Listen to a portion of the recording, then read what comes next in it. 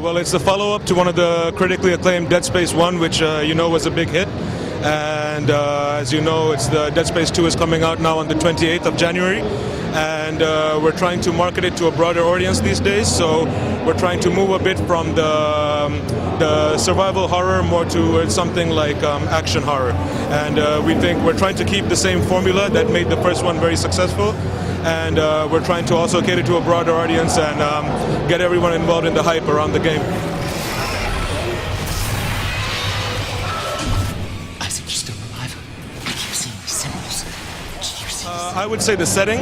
So one thing which is important with the setting is that the first one took place aboard a ship. And now this one is taking place on a space metropolis called the Sprawl. And so you'll be interacting with other humans as well, not only necromorphs. There will be a lot more. Isaac will have more of a personality. In the first one, no one heard Isaac speak. We're trying to give Isaac more of a personality so that the players can relate more to him. We're also trying to give it a bigger setting so we can go to different environments. There's a scene with the church, as you have seen in the demo here at Paris Games Week. And so we think it's a new setting, more in-depth character, and more epic moments, more action-oriented, but same time holding the survival horror that made the first one very successful. I mean, we're mostly sticking with the space tools because after all, Isaac is an engineer, and the game actually takes place directly after the events of Dead Space 1. So Isaac has been brought back to the Sprawl and is being looked at because they thought he was more or less dead. They brought him back to the Sprawl and they're now treating him, but he's suffering from dementia. So, he's having flashbacks of everything he saw. He's having nightmares. He discovered his girlfriend was actually dead. So, there's a whole lot of things going along in his head. So, one of the main things that's going to happen is there's going to be that aspect as well as the necromorphs. And in terms of interacting with the humans, it's not necessarily like the humans are trying to help him, because the government actually thinks that the Sprawl is being attacked because of Isaac.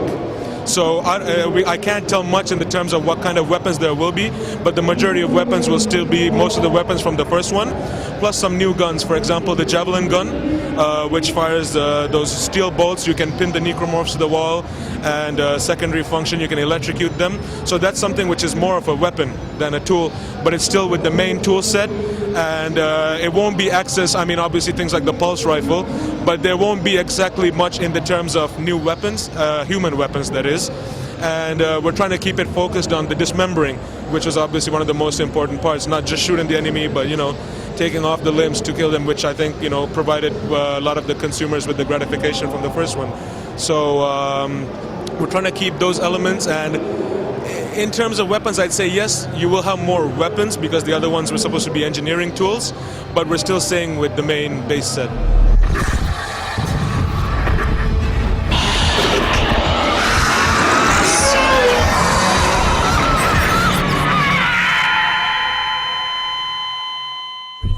Well, the story is, as I told you before, it takes place directly after the events of Dead Space 1. So, as I told you, he's been brought back. The government thinks the necromorphs are attacking the Sprawl because of Isaac, sorry. And the story is basically there's going to be 3 points of conflict. There's going to be the necromorphs, there's going to be the government, who's a little suspicious about Isaac, and there's going to be his dementia, which is making him kind of go crazy, kind of suicidal, and he's having a lot of problems. So the dementia is going to kind of give the player a deeper look into what kind of character Isaac is. Isaac is actually going to be talking now in this one, not trying to be the funny hero or something like that, but you can hear him talk, you can see emotions, and you actually get to see his face, which unless you finished Dead Space 1, you probably would not have seen. So, these are the kind of things that we're trying to bring in. And the story is basically, obviously, with the marker. I'm sure you heard of the marker. The black marker is the origin of all these necromorphs and what spawned them. And we're going to get a more in-depth look into what the marker actually is, because it was something very, mysterious in the first one. No one knew how these monsters were coming. A deeper look into the Church of Unitology, which is, the church that kind of, reveres these necromorphs, thinking that they're a kind of eternal life. So we're going to get lots of different points of view and in-depth looks into things that were mentioned in the first one. And as you know, we have a lot of other things surrounding the game, such as Dead Space Ignition, that just came out about a week and a half ago, which is an interactive comic that looks at the hours between Dead Space 1 and Dead Space 2, the hours that led to the events of Dead Space 2. So that's more or less the story that we'll be exploring. Security Team Alpha Bravo 9. Top-level security breach in the mines. All weapons and use of force is authorized. Repeat, all use of force is authorized. It's going to be 4-on-4, maximum 4-on-4. And I don't know if any of you played Splinter Cell Pandora Tomorrow, where they have the mercenaries against the assassins. I wouldn't say it's exactly the same, but here you'll be playing, 4 people will be playing the humans, the miners, and 4 people will be playing as necromorphs. And as necromorphs, obviously your objective is to stop the humans from getting to their objective. So after each round, you'll be flipped around. It'll kind of be almost like Counter-Strike, you know, terrorist, counter-terrorist, and, you know, just like defusing the bomb here, you'll be going to activate some kind of thing, that an alert to tell the people to evacuate. Meanwhile, the necromorphs will be able to use their own abilities. So you can go through the vents and drop down from the ceilings, and obviously the humans can dismember them. And it's going to be nice because we're actually, you know, the whole thing is dismember your friends. So we're trying to introduce that and actually trying to get you to enjoy it more than just, you know, the single player experience. Well, as the necromorphs, one of the main things is their abilities. So, you know, there's the lurker, the small necromorph with the tentacles, for example. You can walk on the ceilings, you can walk on the roofs, so you can kind of hide somewhere in a crack, and as the people pass by, you can drop down on them. That's one thing. And each necromorph, as you know, has a different role. So, you know, there's the infectors. If you kill one of the human guys, and if you're an infected necromorph, you'll be able to raise them, you know, and make them a necromorph as well. If you're a slasher, you're very strong and fast. You know, you can dodge around, and you can, you know, kind of the surprise element come and just slash at them. Then the lurker, as I said, you know, fall down. So it's basically a matter of since the necromorphs don't actually have guns and things, a lot of people would think that the humans have a big advantage because they actually have the guns to take them down. But with the necromorphs, you're kind of going to use the element of surprise and the special kind of like infecting, you know, like making the person go slower or making the person's aim go less, you know, things like that to try and improve, give both sides a good chance. Obviously, the single-player experience centers around Isaac, so there will be no points with the necromorphs. From the information I have, there's no instance where you actually play as a necromorph. The closest you'll get to, like, actually even then it's not a necromorph, because I'm just thinking like you kind of got them in your head, you know, like with the dementia and everything. So they're constantly with Isaac, even when they're not there. Like Isaac might walk into a room which is empty, and suddenly he'll, you know, he'll go kind of in his head. And you'll see crazy things with the necromorphs. You know, he'll see very close up with the necromorphs, but there won't be any single player experience with the necromorphs.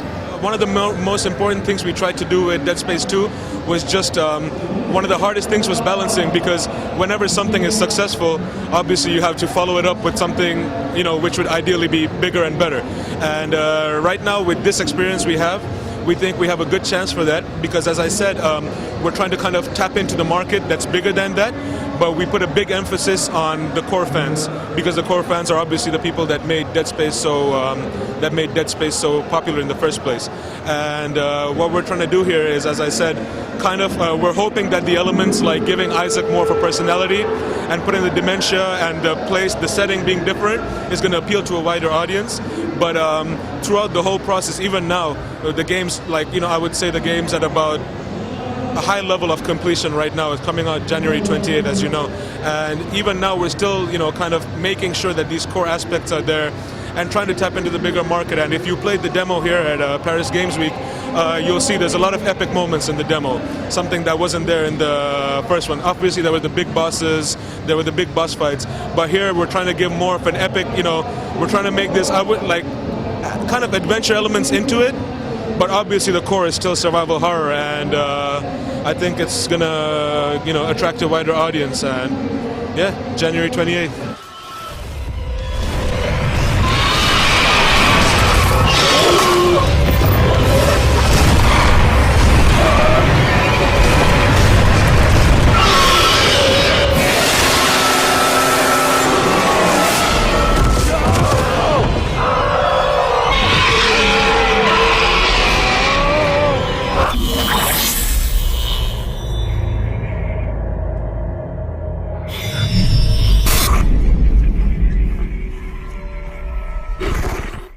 Follow Gamerspawn on Twitter, and don't forget to visit our Facebook page.